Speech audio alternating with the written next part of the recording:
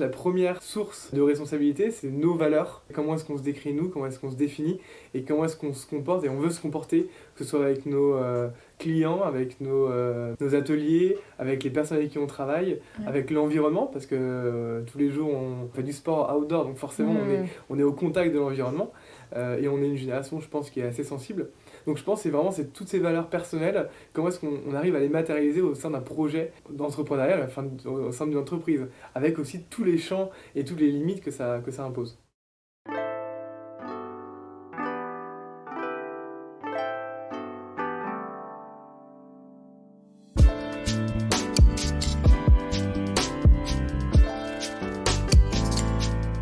Bienvenue sur Qu'est-ce que la mode ? Le podcast qui vous invite dans de multiples discussions autour de cette unique question, qu'est-ce que la mode ? Je m'appelle Elsie Pommier, je suis designer de l'individu. J'accompagne les professionnels à travailler l'habillement comme un support d'expression et de communication. Dans ce podcast, je vous partage mes discussions avec ceux qui façonnent la mode. À la découverte de savoir-faire, de façon d'être, d'histoire et de culture, on comprend vite que la mode est loin d'être banale. Alors nous nous retrouvons chaque lundi sur toutes les plateformes d'écoute. Abonnez-vous à l'émission et rejoignez celles et ceux qui soutiennent la production de ce podcast sur patreon.com/qu'est-ce que la mode. Habillés, habilleurs, bonne écoute.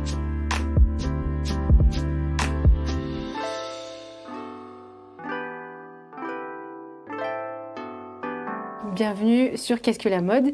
Merci Morgane de m'accueillir dans vos locaux. Du coup, ça change d'espace, ça fait du bien. Je trouve que vous êtes les premiers après tous ces confinements, toutes ces rencontres, de se retrouver de visu et ça fait vraiment du bien. Complètement, la tête dans les cartons un petit peu, mais ouais. C'est toujours un plaisir. Donc bienvenue sur Qu'est-ce que la mode et comment ça va ? Ça va, ouais. C'est une période, une rentrée bien chargée, bien sportive pour le coup. Donc à la fois on a l'habitude et en même temps on est un peu sous l'eau, mais ça fait plaisir d'avoir une énergie commune, les sportifs qui reprennent leurs courses et nous du coup on les accompagne finalement. Donc c'est chouette, une belle énergie globale. Ça c'est top. Du coup Morgane, tu es le cofondateur de Nosc, cofondateur parce que vous êtes deux. Tout à fait. Effectivement, on est deux cofondateurs, Nathan et moi-même, et on a eu l'idée du projet en 2018, alors qu'on était encore étudiants en licence à l'époque, puis finalement il y a 3 ans. Ouais. Donc on est vraiment tout jeune dans l'aventure entrepreneuriale et dans le textile. Ah ouais, c'est vraiment super jeune. Et licence de quoi ? On a fait une licence de gestion très générale finalement. Ouais. On s'est rencontrés du coup en licence, en toute transparence. C'était pas la meilleure des licences, alors très cotée, très sympa, on était à l'IE de Lyon, très formateur, mais pour le coup, en termes de contenu, c'était pas le plus fou. Et on s'est rencontré avec Nathan, avec cette passion finalement commune qu'est le sport. À la fois lui qui est issu de Chamonix et donc biathlète de son côté, et moi j'avais déjà accompagné une start-up en DUT dans mes études précédentes, donc vraiment animé par cette fibre entrepreneuriale. On s'est rencontrés, on a échangé, et il y a un concours étudiant qui était à l'IE justement. On s'est dit pourquoi pas y participer avec cette idée-là de faire du sport responsable, mais un projet tout jeune, une idée toute jeune. On parlait un peu d'écologie à ce moment-là, mais encore très peu. Ouais. Et du coup, on s'est lancé, et on a gagné le prix du public. On s'est dit pourquoi pas, il y a peut-être une énergie, il y a peut-être quelque chose à faire. Et depuis, on est dans l'aventure maintenant depuis 3 ans. Ouais, le prix du public, mais c'était... C'était le concours... J'aime entreprendre, tout à fait. Ah, j'aime entreprendre. Parce que moi, je vous ai découvert en fait justement au travers d'un autre concours, Talent de mode, bien sûr, du Village des Créateurs, l'année dernière, en 2020, et que vous avez été lauréat aussi avec Oui, finalement, on a fait peu de concours, mais assez ciblés. Donc la preuve qu'on a bien évolué, parce qu'on a commencé sur un concours d'entrepreneuriat étudiant, c'était vraiment l'idée. Après, on est passé, il y a 2 ans de mémoire, en 2019, avec un prix qui récompensait l'innovation textile. Donc on a prouvé qu'on était capable de faire du textile technique et aussi responsable. Et puis, finalement, le troisième point, c'était la partie mode, d'intégrer un groupe, un village qui est spécialisé dans la mode, alors que nous, on vient pas du tout de ce secteur-là, et montrer qu'on peut faire quelque chose de technique, de responsable, et finalement de joli et de bien pensé. Oui, mais justement, ça m'étonne tout le temps, alors moi qui suis styliste à la base, que ces novateurs, comme toi et Nathan, vous ne soyez pas issus justement du milieu de la mode. Pourtant, on crée des centaines et des centaines de créatifs dans les écoles de mode. Chaque année, il y en a qui sortent et tout. Et puis, ceux que je vois qui sont innovants, qui sont percutants et pertinents, ben, c'est des gens voilà, qui sortent d'IAE, donc entreprise, ou enfin entrepreneuriat ou business school et tout ça. Et moi, ça m'intrigue tout le temps. Je pense qu'on a fait un peu les choses à l'envers, pour être honnête. Ouais. Mais ça, c'est pour deux raisons. C'est parce qu'on ne connaissait pas du tout le textile au départ. Okay. Donc forcément, on n'avait pas de process et de bonnes manières de faire. Ouais. Et en plus de ça, comme on vient du monde entrepreneurial, finalement, cette porte-là, on va pas revenir sur tous les concepts, mais il y a un concept qui est assez simple, qui est finalement de vendre, ou en tout cas de proposer une solution avant même qu'elle soit créée. Donc l'idée, c'est de prouver qu'il y a un marché ou qu'il y a une appétence d'un point de vue des consommateurs pour la solution, et ensuite la développer, pour éviter de perdre du temps à se dire on prend du temps de développer l'idée, de faire de la R&D, etc. Et au bout de 2 ans, quand on le met sur le marché, et ben en fait, il n'y a personne. Donc on a fait les choses complètement à l'envers. Donc on a vendu finalement un produit qui ressemblait à peu près à ce qu'on souhaitait, mais sans l'aspect, on va dire, esthétique, sans le recours de spécialistes de la mode et du textile, mais juste avec cette idée qu'on pense, enfin le message en fait qui importait, que pensent les consommateurs de notre message qu'on veut proposer. Et donc c'est du message finalement qu'on a évoqué, qui est partie l'idée, mais pas du textile, pas du produit, pas de la bonne manière de faire habituelle. Oui, ou qu'on a l'impression qui est bien et qui est la bonne méthodologie. Parce qu'en fait, moi, je pose souvent cette question à mes étudiants ou aux créatifs, c'est que, qu'est-ce que vous voulez faire passer comme message? Et ensuite de ça, ce message, il va se matérialiser en couleur, en matière, en choix technique.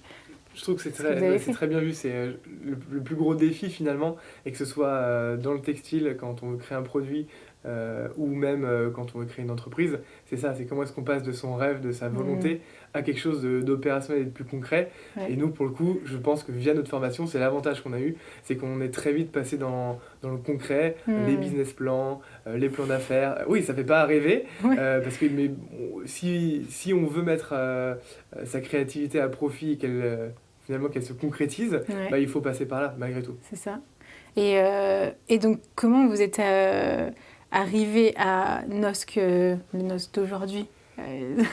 Alors, où est-ce que je m'étais arrêté du coup en 2018, donc on s'est rencontrés, on a fait ce fameux concours, et après ce concours, on s'est laissé finalement 1 an pour découvrir, on découvre toujours, en petite parenthèse, mais pour découvrir quand même le milieu de textile. Donc là, on a pris notre petit baluchon, surtout nos idées, notre volonté, parce que je pense que ce qui permet de se lancer, c'est ça, c'est cette volonté, et être capable parfois de prendre des portes. Donc on allait voir, on est allé à l'ISPO, on est allé à Paris à Première Vision, on allait toquer à des portes, des ateliers de confection, en me disant voilà notre volonté, on ne sait pas par où commencer, mais conseillez-nous. Alors certains ateliers n'ont pas le temps, et pas la compétence de faire finalement du conseil, mais certains ateliers nous ont ouvert aussi leurs portes, et c'est comme ça qu'on a commencé à travailler, à se former, et on a lancé une campagne de crowdfunding au tout départ, du coup en mi-2018, quand on a voulu vraiment mettre les 2 pieds dans le projet, vraiment se lancer. Dire ça y est, c'est bon, voilà, c'est ça. On se confronte à celui qui va potentiellement utiliser notre produit. Exactement. Okay. Passer de l'idée de j'ai envie de faire ça à je le fais, et si un consommateur en fait achète, et c'est ce qui s'est passé parce qu'on a eu des consommateurs qu'on ne connaissait pas qui ont acheté nos produits, on n'a plus le choix maintenant de le livrer finalement. et donc à partir de là, exactement. Et à partir de là, on change de dimension, on change du projet étudiant, juste d'une idée, d'un concept à une entreprise. Et après, s'ensuit plusieurs années. On était en Master 2, on a continué l'entreprise. Très rythmé aussi, parce que études, entreprise le soir.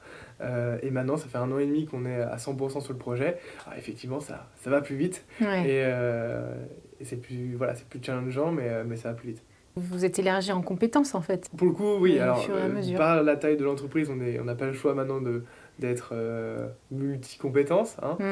Mais aussi on a surtout compris, alors pas tout encore parce qu'on apprend toujours, mais on a compris un peu les tenants et aboutissants et les fonctionnements type du secteur du textile. Vous avez capté que la mode, c'était un sport d'équipe, en fait. Complètement. Et effectivement, et que pour le coup, en termes de parties prenantes, Ouais. parce que quand on fait un t-shirt, on a commencé par un t-shirt, finalement c'était assez simple, 100% français, les ateliers étaient à 1 heure, donc on y allait en voiture.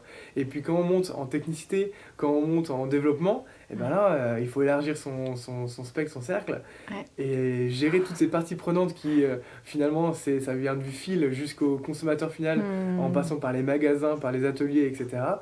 Et ben, c'est un sport. Ouais, parce que chacun a son rythme et... Chacun a son rythme, ses compétences. Son expertise. Ouais. Voilà. Et c'est sa manière aussi de... son langage, finalement. C'était, et ça reste, comme tu disais, vous apprenez toujours énormément d'apprentissage, donc de vocabulaire, de technique. Tout à fait. Ouais, on en parlait tout à l'heure, mais on s'est lancé avec l'idée de faire du sport responsable, et c'était vraiment le postulat de base. Mais ce qu'on avait eu l'idée, c'était que c'était du textile sportif éco-responsable. Pourquoi ? Parce que le textile, déjà d'une, c'est un domaine, c'est un secteur particulier, avec sa façon de fonctionner, avec... Enfin, finalement, c'est un petit milieu, mais il faut savoir rentrer dedans. Et quand on n'a pas les bons contacts au départ, ou on n'est pas déjà dans le milieu, c'est compliqué. Et en plus de ça, on rajoute le fait que on va faire du technique. Donc on a cette barrière, finalement, parce qu'on n'est ni ingénieur textile non plus. Donc on a cette barrière de la technicité des fibres et des produits. D'ailleurs de l'assemblage parfois des fibres entre elles, et en plus éco-responsable, donc qui limite finalement le champ de possibilités en termes de matière, en termes de fonctionnement. C'est un jeu de cartes compliqué, complexe. Ça vous fait jouer aussi dans la cour des grands directs, parce que c'est beaucoup de recherche et développement. Justement, toutes ces contraintes, c'est pas négatif. Le mot contrainte, moi, je l'ai souvent... ça donne encore plus de matière à la créativité. Mais ceux qui osent se lancer et jouer avec les contraintes, c'est ceux qui ont le temps et les finances aussi pour le faire. Et du coup, vous avez... on parlait que de tout à l'heure, on a pris à l'envers, mais là aussi, vous avez... On a tout pris à l'envers, pour être Mais c'est bien. On a vraiment tout pris à l'envers. Ça fait du bien d'entendre ça. On a déconstruit sans volontairement vouloir déconstruire. Pour le coup, sur la partie développement, c'est vrai que je pense qu'aujourd'hui, sur l'éco-responsabilité du moins, il y a deux manières de faire.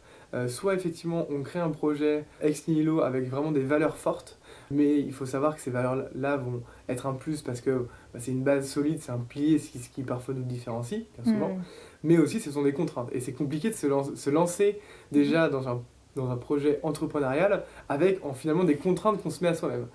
Et il y a l'autre possibilité qui est de bâtir un projet avec certaines valeurs, mais pas en tout cas la vision qu'on a à 100%, et au fur et à mesure d'ajuster le discours, d'ajuster la manière de fonctionner avec ces usines, relocaliser. Voilà. Il y a aujourd'hui ces deux manières de fonctionner qui existent.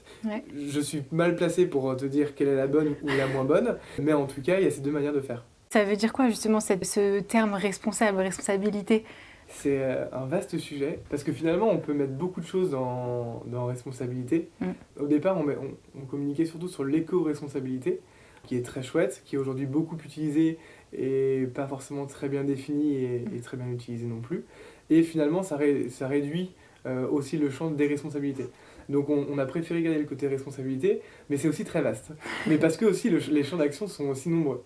On a commencé par ce qu'on pouvait, surtout, et je pense que la première source de responsabilité, c'est nos valeurs. En fait, c'est comment est-ce qu'on se décrit nous, comment est-ce qu'on se définit, et comment est-ce qu'on se comporte, et on veut se comporter, que ce soit avec nos clients, avec nos ateliers, avec les personnes avec qui on travaille, avec l'environnement, parce que tous les jours, on sort pour faire... on fait du sport outdoor, donc forcément, on est au contact de l'environnement. Et on est une génération, je pense, qui est assez sensible. Donc je pense que c'est toutes ces valeurs personnelles, comment est-ce qu'on arrive à les matérialiser au sein d'un projet d'entrepreneuriat, au sein d'une entreprise, avec aussi tous les champs et toutes les limites que ça impose. Aujourd'hui, comment est-ce qu'on les définit ? Donc on a deux champs principaux. Le premier, ce sont les matières. Donc on essaie d'avoir des matières qui sont recyclées ou d'origine naturelle. Qui est déjà un énorme truc dans le vêtement technique, hein. C'est déjà énorme engagement.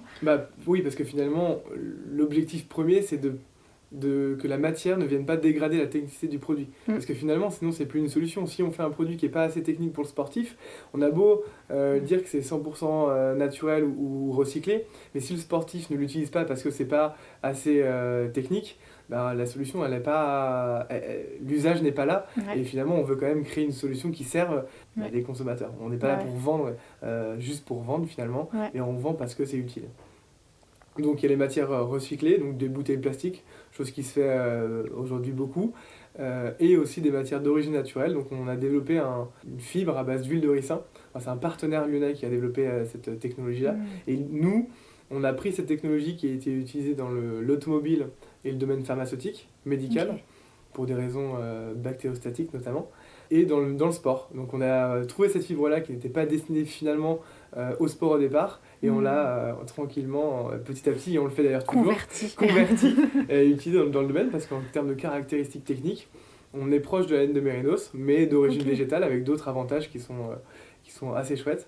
Donc voilà. Et puis finalement, le recyclé, alors c'est peut-être un autre sujet, mais le recyclé, c'est intéressant si on a une vision court terme, parce que voilà, aujourd'hui, les bouteilles plastiques, on en trouve facilement, et il vaut mieux utiliser le déchet plutôt que de produire. Mais imaginons demain, il y a une loi qui passe, qui interdit le plastique à usage unique, chose qui se profile de plus en plus. Et ben, si demain, il n'y a plus de bouteilles plastiques qui sont produites, il n'y en aura plus qui seront recyclées, et comment est-ce qu'on va faire ? Soit on abandonne totalement le recyclé, bah, c'est aussi peut-être l'objectif, mais c'est un serpent qui se mord la queue, parce que peut-être que les personnes qui font du recyclé vont en fait finalement vouloir qu'il y ait des bouteilles plastiques qui soient produites pour faire du recyclé, et c'est en fait un schéma un peu vicieux. Donc nous on veut petit à petit proposer une autre alternative en sortant notamment du pétrole, de la défense au pétrole. Un schéma qui a sa fin, alors que vous, du coup vous l'ouvrez, c'est ça. Et avec cette fameuse fibre à base d'huile de ricin. C'est ça qui m'avait le plus marqué quand je vous ai découvert donc l'année dernière. Je me suis dit mais attends, de ce que j'ai compris, c'est des gens qui ne sont pas du secteur, qui ont découvert ou redécouvert, qui ont pris le temps d'aller chercher cette matière, de comprendre les caractéristiques. Parce que souvent, des fois, on oublie aussi qu'une matière, ça a des caractéristiques. La soie, elle n'a pas le même apport que la laine de mérinos ou bien du coton, et puis même le coton en toile, il n'a pas les mêmes apports qu'en sergé, enfin les mêmes caractéristiques.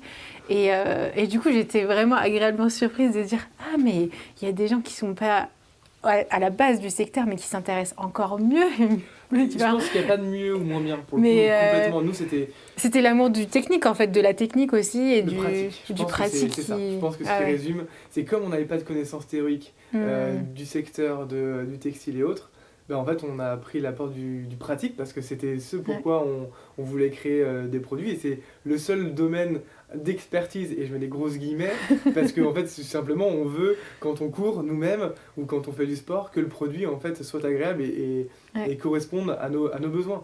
Et en fait, on est parti des besoins, on n'est pas parti d'autre chose. Et parfois à tort, mais en tout cas, on n'est pas parti de l'esthétique, ou de telle matière pourrait se mélanger avec d'autres, etc. Et des coutures, on n'y connaissait absolument rien. Donc on est parti de la matière, des caractéristiques techniques d'une matière. Voilà.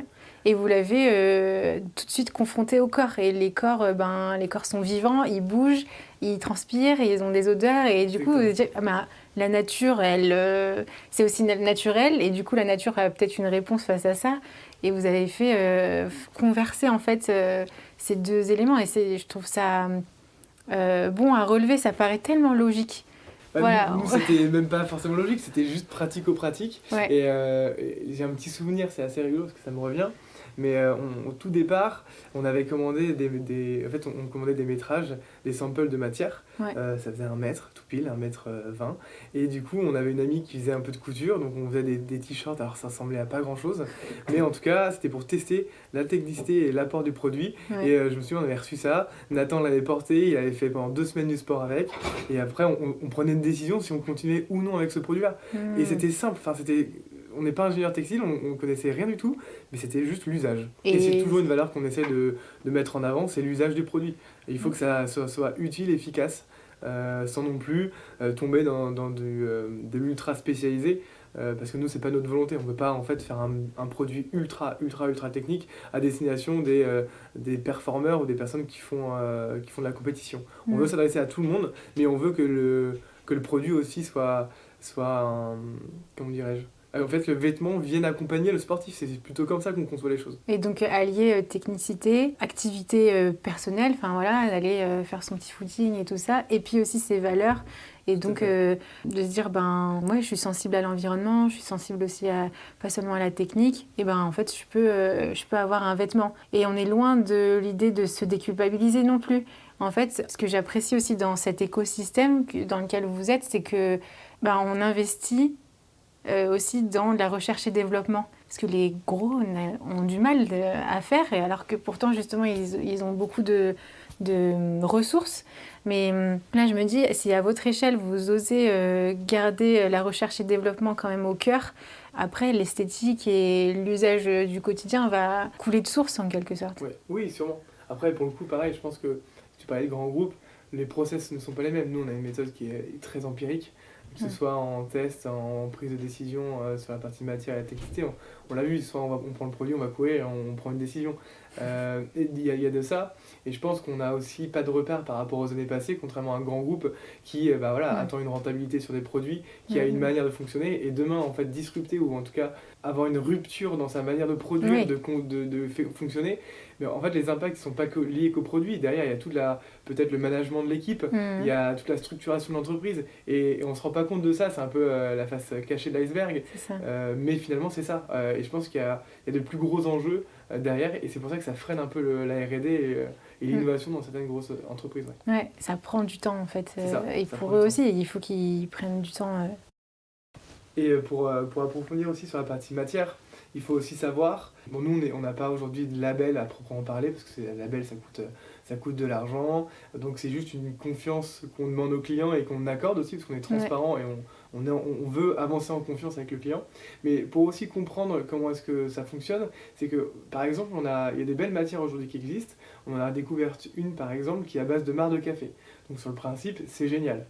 Pourquoi ? Parce que voilà, c'est un déchet, la consommation de café, je suis le premier à en consommer, je me dis je pourrais créer des t-shirts à plusieurs personnes par jour, moi tout seul, super. Et en fait, quand on creuse un petit peu, en fait, le seul lieu de production, il est à l'autre bout du monde, parce que en fait, c'est un savoir qui est préservé. En plus de ça, le process finalement de transformation du marc de café en fibre, il est très polluant, il est très coûteux, il n'est pas forcément beaucoup plus écologique. Il y a aussi tout ça à mettre en perspective, et nous, on peut se dire, parce que la matière, elle est un peu responsable, ça va être la bonne solution. Non, il faut aussi que derrière, il y a une logique sur la création de cette matière-là, le côté local, les emplois que ça génère, etc., etc. On essaie d'avoir une vision au maximum globale, en sachant qu'on est 4 au quotidien, en sachant qu'on n'a pas des budgets illimités. Donc on se base sur la confiance, on visite aussi nos ateliers partenaires. Pareil, beaucoup de transparence, on leur demande aussi pas mal d'informations. Et c'est comme ça que petit à petit, on arrive aussi à créer de la confiance avec nos partenaires. Et c'est, je pense, notre plus grosse valeur ajoutée et la plus belle des réussites qu'on a, au-delà du produit en tout cas, qu'on a réussi à créer aujourd'hui. Ouais, du temps et pour être dans la relation en fait. C'est ça. Et du coup, le grand thème en ce moment c'est la RSE.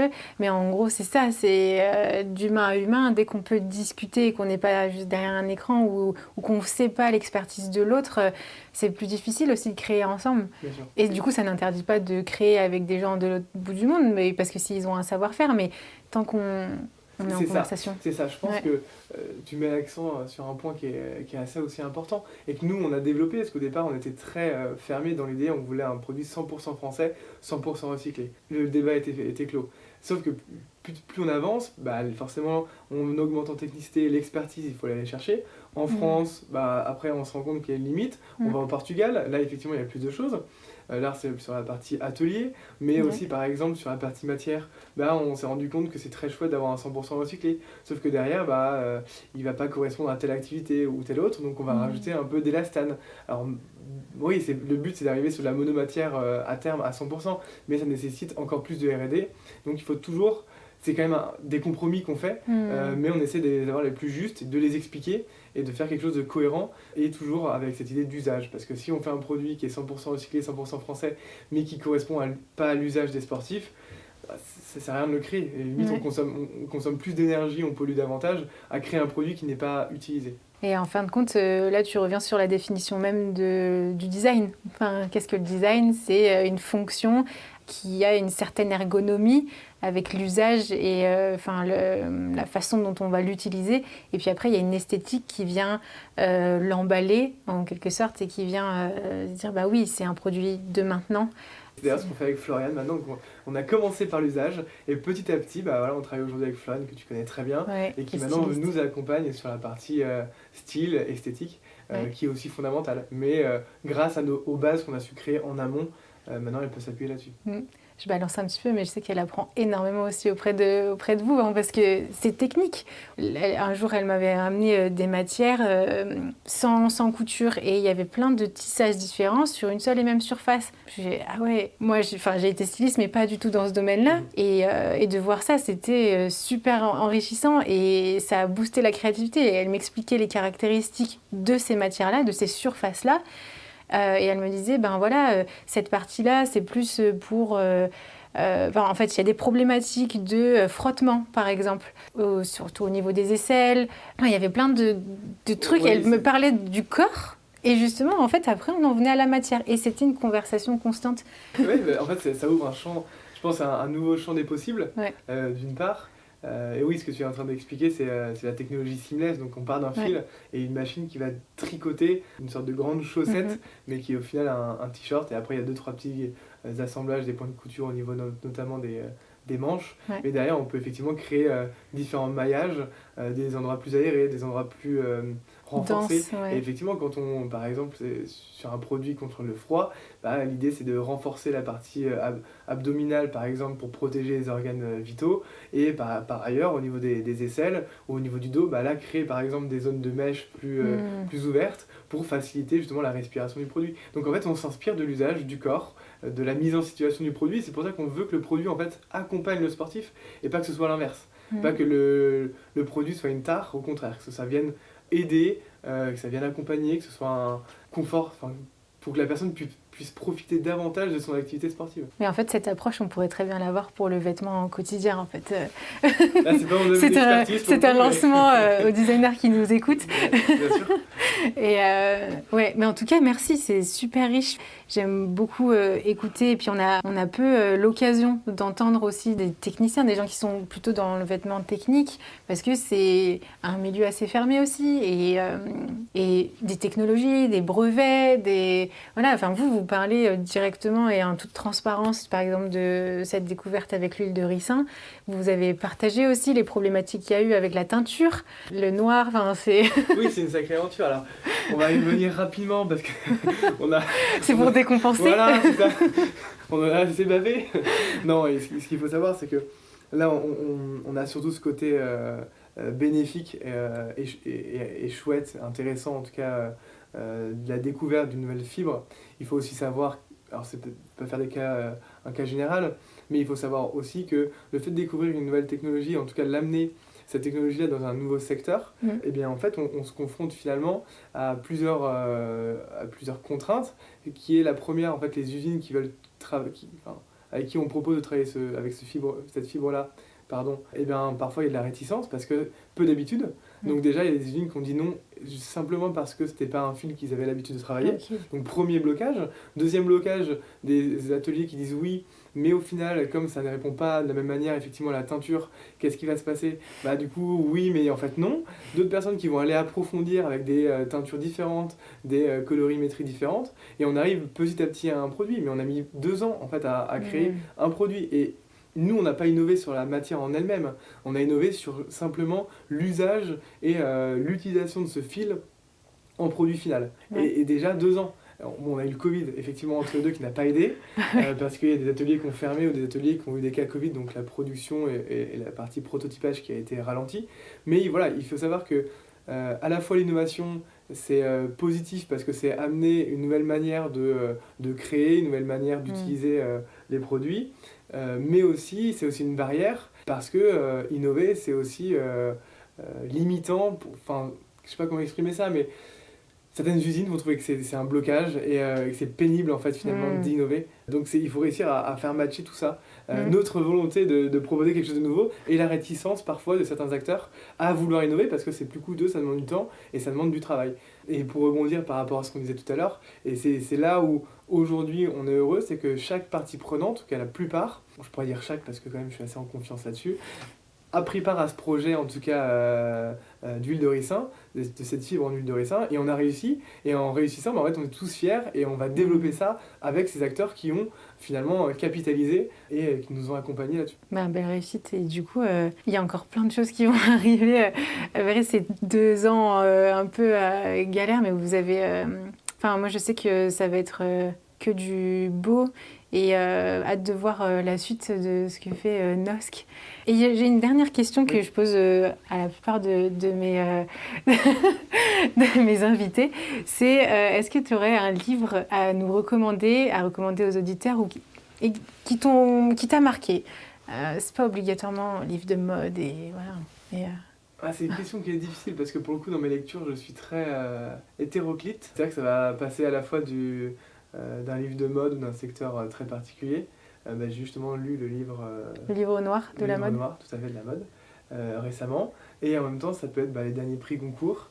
J'en suis en train de lire d'autres livres qui sortent complètement de ce champ-là. Mais simplement...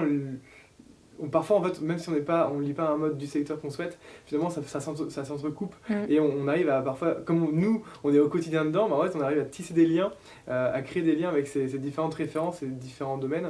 Un des livres qui m'a dernièrement marqué, c'est, on est en podcast, donc c'est aussi intéressant d'en citer d'autres, mais dans un champ différent, c'est celui de Grégory Pouy, du podcast Vlan.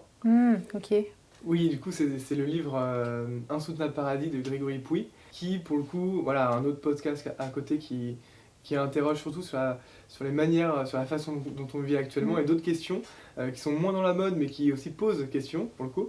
Et ce qui est intéressant dans ce livre-là, c'est qu'il y a une démarche qui est très positive, et je pense qu'aujourd'hui, il faut qu'on évolue dans ce sens, qu'on soit positif dans toutes les démarches qu'on a, même si malgré tout, il faut être réaliste, parce qu'il y a des urgences climatiques, qui nécessitent des changements maintenant, il faut aussi les amener de manière positive et qu'on avance ensemble là-dessus. Et je trouve que ce livre-là amène des petits questionnements, des petites suggestions que, en tout cas, j'ai transposées, que ce soit dans l'entreprise actuellement ou dans la mode plus généralement. Trop bien, merci. Je serai la première à le lire aussi. J'ai à chaque fois, chaque semaine, du coup, j'ai un livre en plus qui s'ajoute. C'est beaucoup de livres. C'est ça.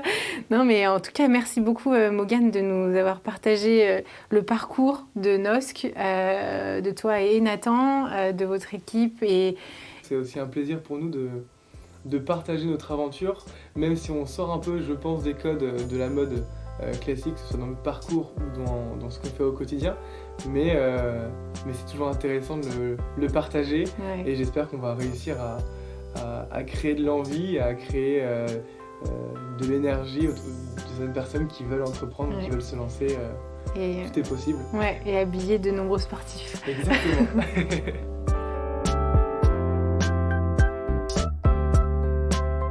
Si ce podcast vous plaît, parlez-en autour de vous et partagez votre avis signé de quelques étoiles sur Apple Podcast. Vous pouvez aussi soutenir Qu'est-ce que la mode sur Patreon. Et oui, ce podcast ne se fait pas tout seul, ni en quelques secondes.